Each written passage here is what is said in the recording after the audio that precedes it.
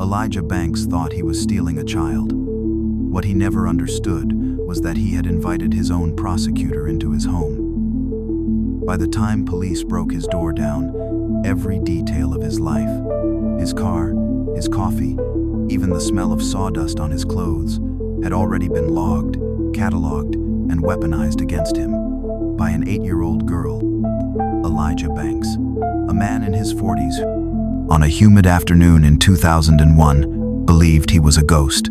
He lived a life so unremarkable, so detached from the world, that he was utterly convinced he could vanish with a child and leave no trace. He was a man who craved control above all else, a man driven by a quiet, desperate rage at a world that had overlooked him. But he made a single, fatal mistake. His victim is Imani. At just 8 years old, her mind worked like a machine, trained to see patterns, to notice the finest details, and to understand the twisted motives of men like Elijah.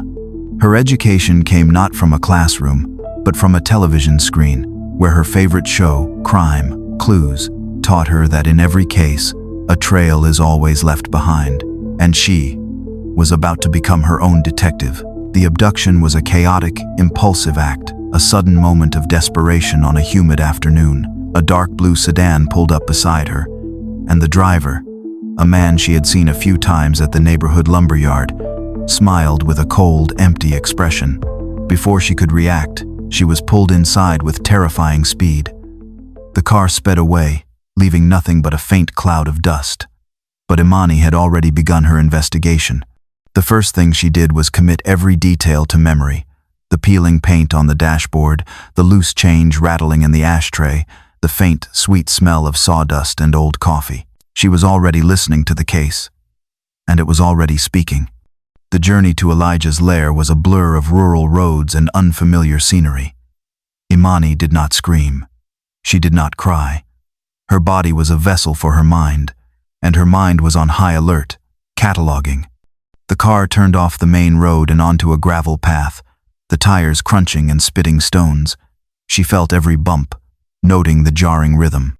She saw a lone mailbox with a faded number, a bent fence post, and a rusted-out tractor in a field. She logged each detail, building a mental map of their route. They arrived at a small, isolated house, tucked away behind a thick tree line. The moment the car stopped, the smell hit her, a powerful, overwhelming scent of sawdust. It wasn't the fresh, clean smell of new wood, but a dry, musty aroma that clung to the air like a shroud. This was her first concrete piece of evidence. Elijah worked at a lumberyard. His clothes, his hands, the very air in his car, all confirmed it. He led her inside, his grip firm on her arm. She didn't struggle. She was a silent, compliant subject, just as Detective Mason had taught her a victim should be when they are outnumbered and outmatched. The house was cold and dark. The furniture was old and sparse. In a corner of the main room, an old grandfather clock ticked with a slow, heavy beat, a sound that seemed to measure the moments of her confinement. A faded, worn tapestry hung on one wall, its colors muted. A single, stained armchair sat in the middle of the room. It was not a place of comfort, but a place of quiet, lonely desperation. She noted the small details: a loose thread hanging from the worn armchair, a single red button on the floor near the bookshelf, and a strange, crystalline stain on the wooden table. Elijah pointed to the worn armchair. "You sit there," he said, his voice flat. She obeyed, her body moving on autopilot as her mind continued its work. She watched his every move. He moved with a practiced slowness, a man who was used to being alone. He walked to the kitchen and returned with a bottle of water and a cracker. He placed it on the table in front of her. "Don't you try anything," he said, his eyes finally meeting hers. They were cold and empty. Imani met his gaze. She knew from her show that a suspect's eyes often reveal their fear, but in his, she saw only a quiet arrogance, a man who truly believed he was smarter than everyone else. This was not a killer who would be easy to trick. He was a man who craved intellectual superiority. This was a man she could manipulate. A plan began to form in her mind, a slow, methodical strategy. She was not a prisoner in this room. She was an investigator in a locked room mystery, and her captor was the only suspect. She had no gun, no badge, no backup. But she had something more powerful: the mind of a detective. The case was already speaking, and she had already begun to listen. Inside the locked room, the fear of the victim was replaced by the focus of the investigator. Imani began her work, not with tears, but with a mental inventory. She noted the brand of his shoes, the sounds of a distant train, the scent of sawdust on his clothes. She was not a captive. She was on assignment. The first 24 hours were a study in silence. Elijah, lulled by her quiet compliance, came and went with food and water. He would watch her, a look of profound loneliness and something darker in his eyes. He expected a terrified, pleading child. He had a plan for that, but he had no plan for this. He had no plan for the unblinking, analytical stare of an 8-year-old girl who seemed to be studying him like an exhibit. He had no plan for the way she ate her food with methodical precision and then sat in silent observation.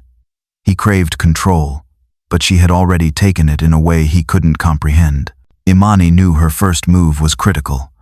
She did not plead or scream. That would give him what he expected, what he had prepared for. It would give him a sense of power. Her first tactical move was to deny him this pleasure. She identified his profound ego and deep insecurity. He was not a natural predator. He was a man who had been overlooked his entire life, a man who was now trying to exert a form of dominance. Her first move was to give him exactly what he craves, a sense of intellectual superiority. On the second day, she made her move. When he came to the room, she spoke in a clear, calm voice. "You have a good plan," she said. "No one would ever find me here." The words were simple, but their effect was immediate. Elijah's shoulders straightened. A faint, almost imperceptible smile touched his lips. It was the first time she had seen any hint of emotion from him. She was right. This was his weakness. "You think so?" he asked, a hint of pride in his voice. "I know so," she said. "On crime. Clues. Detective Mason always says the most important part of a case is how the killer plans it. You must have thought about every single detail."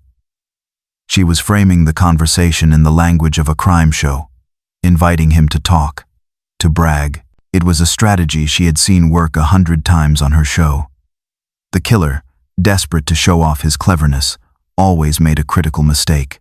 He fell for it immediately. He began to talk, a low, quiet stream of consciousness about the isolated location of the house, the long, winding roads, the thick tree line that blocked the view from the road.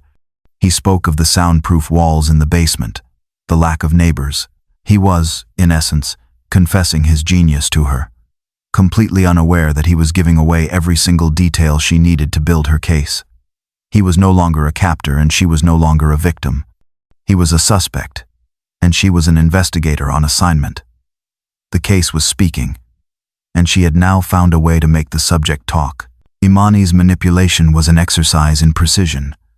She had identified the subject's vulnerability, his profound and desperate need for validation.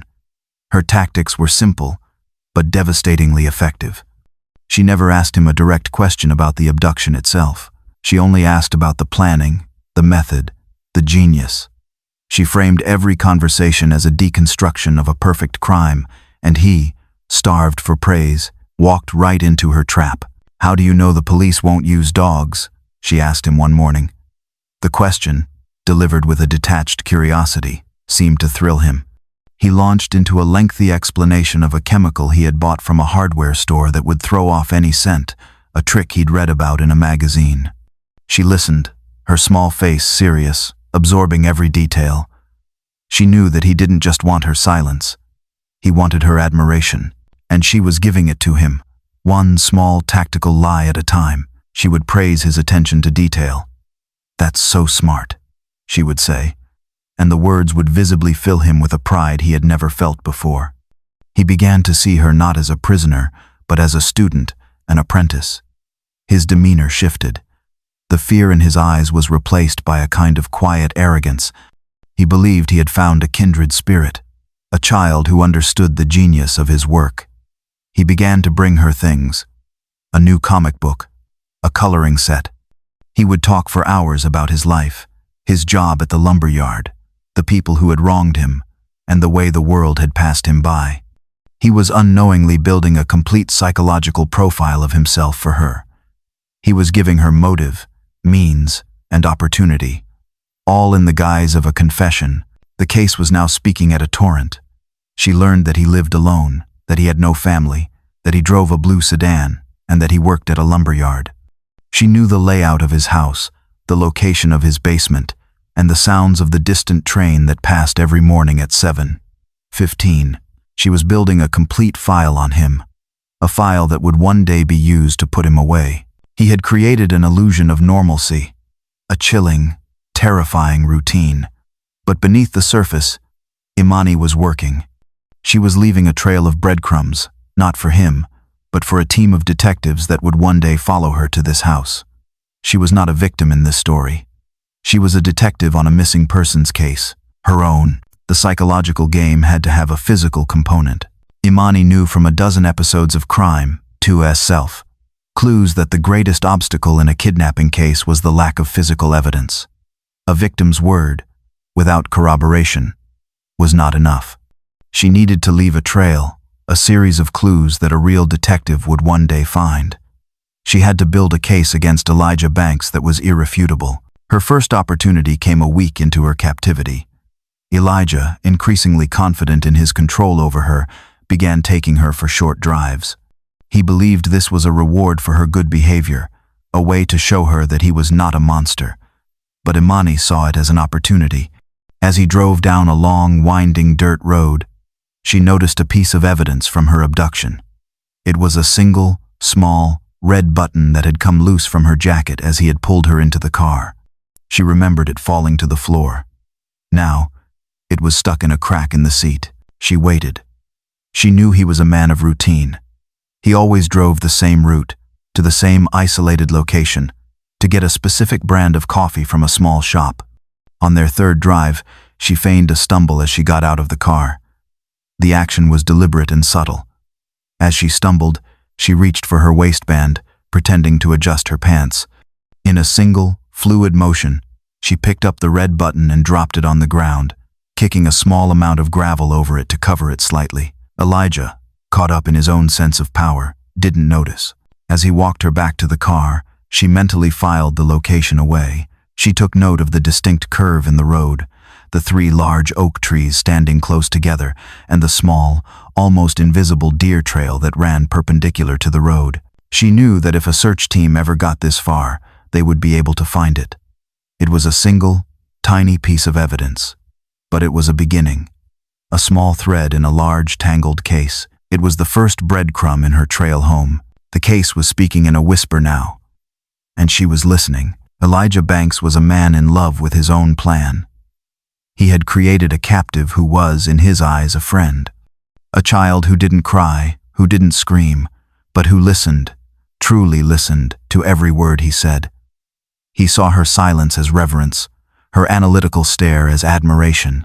He had no way of knowing that her calm was a practiced performance, a tactic used to disarm a subject and encourage them to talk. He began to reveal more details about his life. He talked about his years working at the lumberyard, a job he hated but kept because it was stable.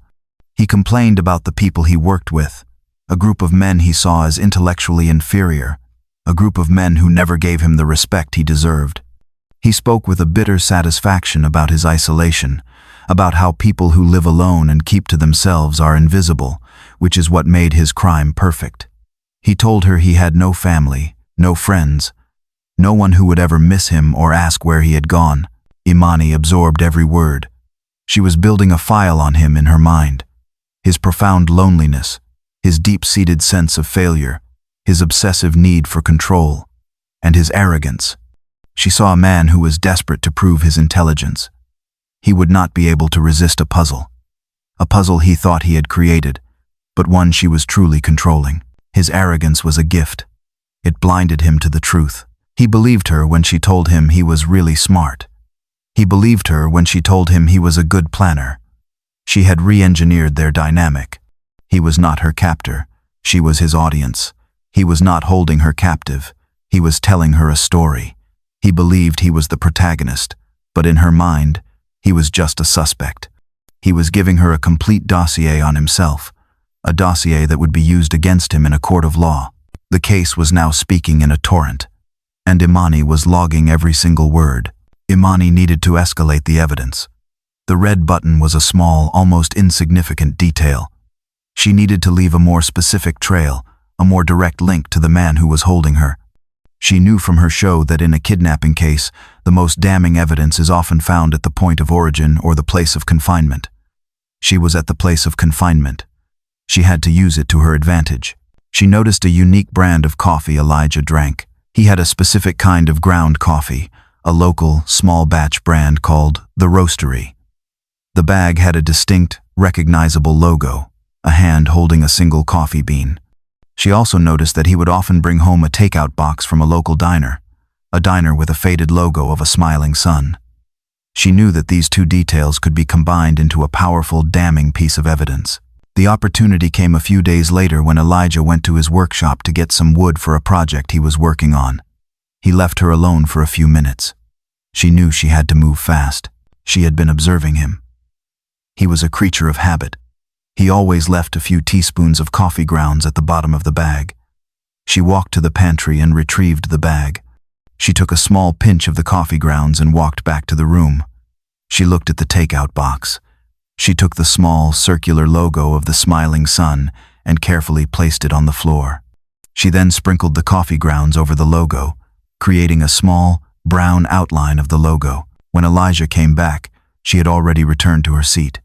He didn't notice the small, coffee-stained logo on the floor. It was a detail so small, so insignificant, that a person would only notice it if they were looking for it. She knew the police would eventually get a search warrant. She knew they would turn the place upside down. And she knew that in the middle of all the chaos, they would find the small, coffee-stained sun on the floor. It was her second piece of evidence, a more specific, more direct link to her captor. The case was now speaking louder. While Imani was a world away, her mother, Amara, was a woman on fire. Her grief and terror had fueled a relentless search that defied logic and reason. In the hours after Imani's disappearance, Amara had not sat idly by. She had taken to the streets, hanging flyers, talking to every neighbor, every store owner, every stranger who would listen. The police, exhausted and overwhelmed, had initially been skeptical. They had seen these cases before. A child goes missing, and the parents, in their grief, often get in the way. They were about to give up, but Amara's conviction was unshakable. She knew her daughter. She knew her daughter was not just a child. She was a mind, an intellect. She was a child who was not given to tears or tantrums, but to methodical observation. Amara told the police about Imani's strange hobby, about the hours she spent watching true crime shows, about the way she would talk about Detective Mason and his methods. The police, polite but dismissive, told her that this was a normal coping mechanism for a child. Amara insisted. She told them that Imani would not be a victim. She would be an investigator. Amara's relentless passion caught the attention of the local police chief, a man named Henderson, an old-school detective with a jaded eye. He had seen too many missing persons cases end in tragedy. He was about to close the case, but Amara's conviction forced him to continue. He saw the fire in her eyes, the unshakable faith in her daughter's mind. He saw a mother who was not just grieving, but who was also an investigator in her own right. Amara, through her own exhaustive search, had found a crucial piece of information. She had spoken to a neighbor who had seen a strange, dark blue sedan parked in the neighborhood on the day Imani went missing. The neighbor had not thought anything of it, but Amara had. She knew her daughter was not a child who would get into a car with a stranger. This was an abduction. This was a crime. She relayed this information to the police. The car was common, but it was a lead, and it was all they had. The case was cold, but Amara's fire kept it alive. She was a constant, living testament to what Imani was fighting to get back to. A glimmer of hope, a single voice in a chorus of despair, a mother's love. Elijah Banks, consumed by his own arrogance, believed he had created the perfect crime. He had a captive who was not only compliant but, in his deluded mind, admired him. He had convinced himself that he was a genius, a master of his own destiny. But Imani knew that his biggest weakness was not his loneliness or his insecurity. It was his need to be seen as a genius. She needed to exploit that weakness, to goad him, to make him lose control. She needed to create a moment of chaos that would be her one chance at escape. The opportunity came in the form of a simple question. "Why did you choose me?" she asked him. The question was a dagger. He had a dozen answers for her, all of them a testament to his genius. She listened, her face a blank canvas. When he was done, she waited a beat and then delivered her final blow. "But you missed so many things," she said, her voice quiet but filled with a chilling finality. His face went pale. His jaw clenched. He was no longer a man in control. He was a predator who had been outsmarted by his prey. She watched his every move, every subtle twitch in his face, every flicker of fear in his eyes. She saw the rage building, the quiet, desperate rage of a man who had lost control. She knew she had to act now. She began to list the things he had missed, the details she had absorbed and catalogued. She spoke of the loose change in his ashtray, the specific sound of the distant train, the scent of sawdust on his clothes. She spoke with a detached, methodical precision, as if she were a prosecutor presenting evidence to a jury. He was no longer a genius. He was a fool. The rage broke free. He lunged for her, his face a mask of fury. But she was ready. She had been waiting for this moment. She had planned it all along. She used her knowledge of criminal psychology to goad him, to make him lose control. And now she had created the perfect diversion. She had her chance, her one and only chance to escape. She was no longer a victim. She was an investigator, a prosecutor, a survivor. The rage was real. It had finally broken free. Elijah Banks, stripped of his illusion of control, lunged for her. He was no longer the calm, collected man she had come to know. He was a predator, a monster. But Imani was ready. She had been waiting for this moment. The planned chaos worked. She had already planned her escape. She had been observing him, noting his patterns, his weaknesses. She knew that he kept a small, rusted pocket knife in his back pocket. She knew that in a moment of panic, he would go for it. She knew that she had to get out of the house. She had to run. But she couldn't run blindly. She had to run with a purpose. She had to run to a place where the police would find her. As he lunged for her, she dodged him. She was small and fast, and he was a man consumed by a blind rage. She ran for the back door. She had noticed on the day she arrived that the back door was not locked. He had forgotten to lock it. It was a single, small detail that would save her life. She ran out the back door and into the woods. She didn't run in a straight line. She ran to a specific, predetermined location she had identified on her mental map. She ran to the old, rusted tractor she had seen on her way in. She knew that the police would eventually find the car. She knew they would eventually find the house. But she knew that if she could get to the tractor, she could create a clear trail for them to follow. She climbed onto the tractor and hid in the weeds. She waited. She heard his footsteps, his frantic, desperate cries.